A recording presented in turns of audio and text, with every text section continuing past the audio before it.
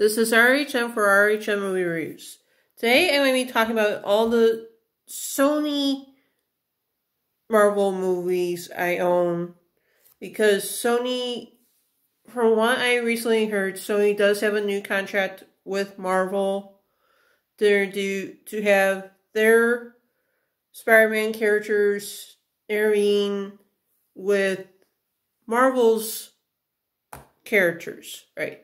Start off with the very first two Spider-Man movies.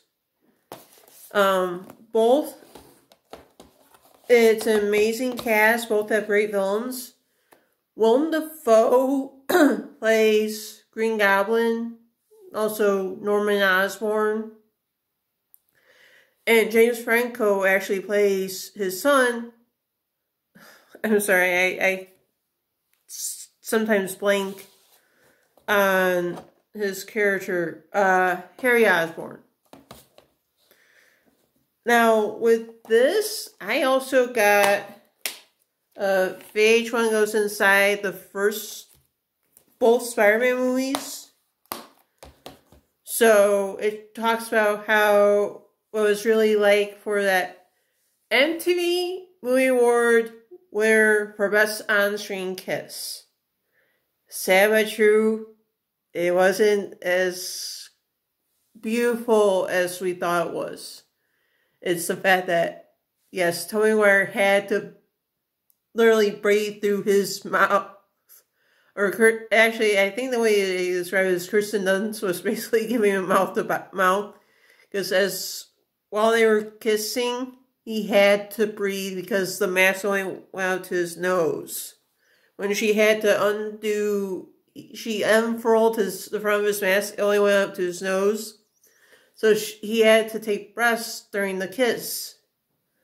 He may have heard that because Tobey Maguire lost weight to be in the biopic about one of those horses that won the Kentucky, I think it was the Kentucky Derby, or one of those races for the Triple Crown for horse racing.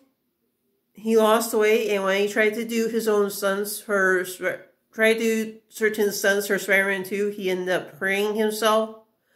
So he couldn't really play Spider-Man at the time.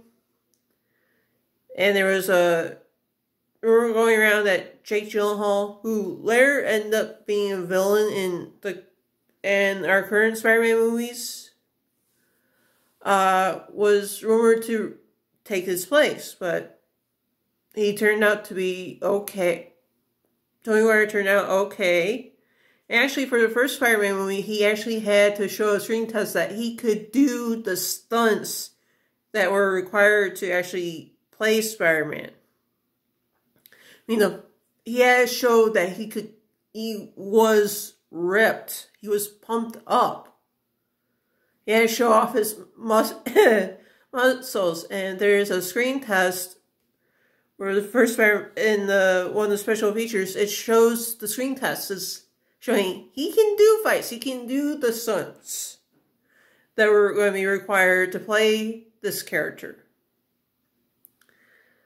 In Spider-Man 2, there are cameos by Tobey Maguire's half-brothers. The two little boys who hand him his mask after he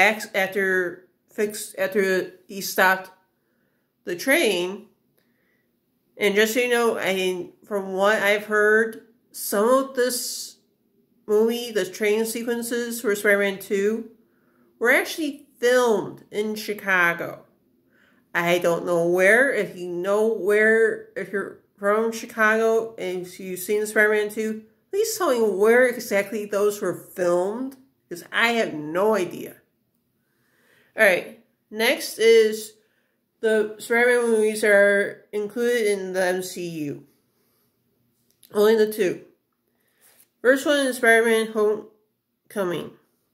It's a great cast, and Michael Keaton, I don't know if he's the first DC comic hero DC comic hero, guy who comes from DC to come to Marvel to play a villain. But I know for this one, he actually does play a villain. And he does a great job. He's actually better than, I would say, almost his co-stars from his DC movies to play a villain. And just so you know, this was actually Zendaya's who plays MJ, her very first feature film. After this, she went on to do Greatest Showman, where she got to sing and dance.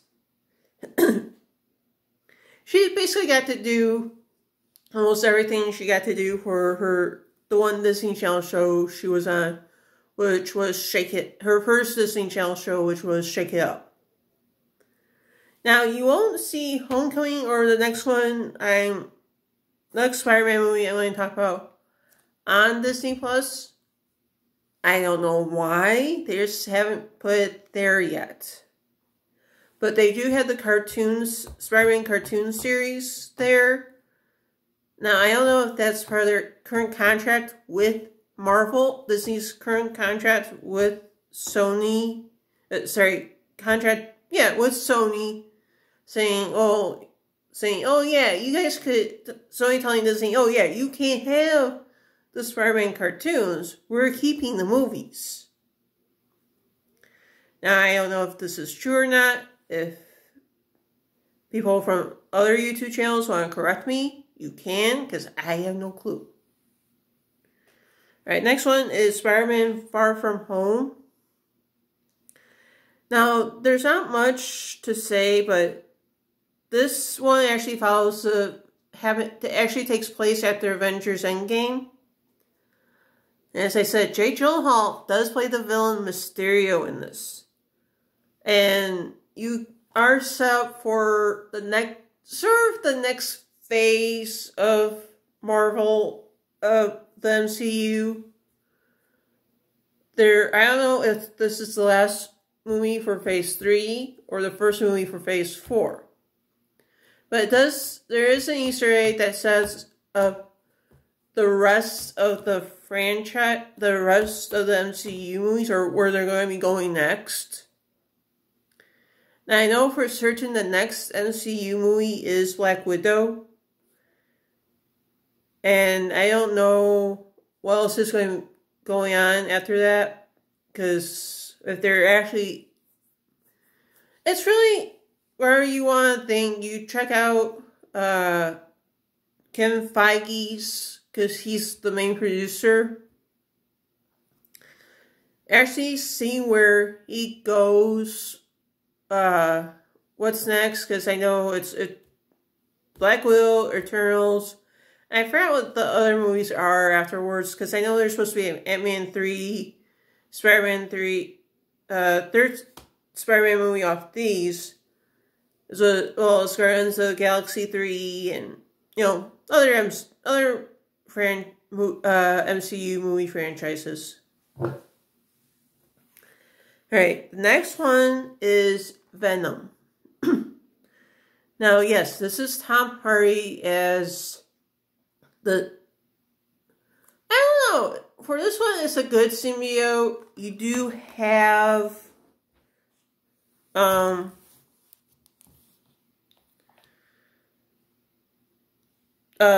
are introduced for the villain for the next Venom movie, which is, Carnage. And I actually like the fact that Tom Hardy actually took this role to play Venom as Brock Venom as for his son. The other symbiote in this one is Riot. And believe me, I actually checked my, well, I haven't checked for Riot, but I checked. I really don't know, because as far as I know, is sort of an anti-hero. But that would mean when I start talking about the DC movies, there's an anti-hero, though there are anti-heroes in that universe. Now, I know the sequel was originally supposed to come out this year. Sadly but true, it is coming out next year. Both it and Morbius have been pushed back. So it'll be the one that's supposed to happen after this is Morbius. So after Morbius, it's going to be Venom 2. I'm sorry, I'm just making sure I don't have any other trivia, anything else to say to you guys about this, but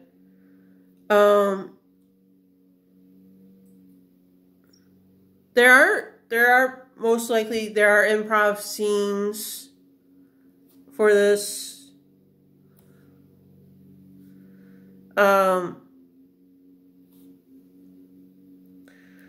And it's really good. I'm sorry, I'm just getting ready for the next one. Yeah, there's not much to say about this, about them, but it is a good movie. Great cast. There are a couple scenes that I don't really like seeing through, but it is good. Alright, next one and last one that was actually done by Sony. This was actually after Spider-Man 1 and 2. And that was Ghost Rider. Sorry if you see little dust, that's my own fault, I haven't dusted it. This great cast. Nicolas Cage does a good job at Johnny Blaze's Ghost Rider. Believe it or not, that was, if you see the girl in the alley that Eva Mendes' character is interviewing, that is Rebel Wilson.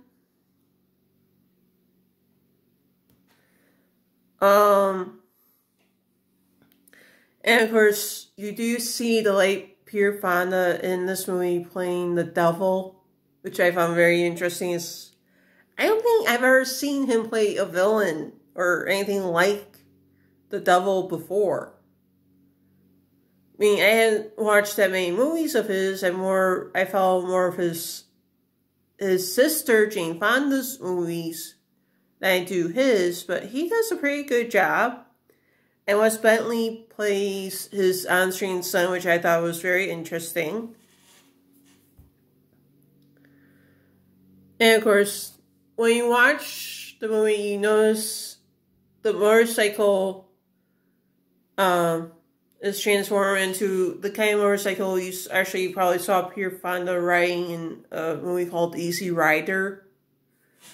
Now, I don't know if that's true or not, but because I have seen clips of Easy Rider, but I'm not sure if that's because as I said, I've seen clips. I've never actually seen the full movie, but hopefully one day I will. Alright, and that means for the next episode is mainly movies that were done by 20th Century Fox, which are my X-Men movies, as well as Daredevil and Elektra. So those are my last Marvel movies. That'll finish up all the Marvel movies I own. So this is RHM for RHM Movie Review, signing off.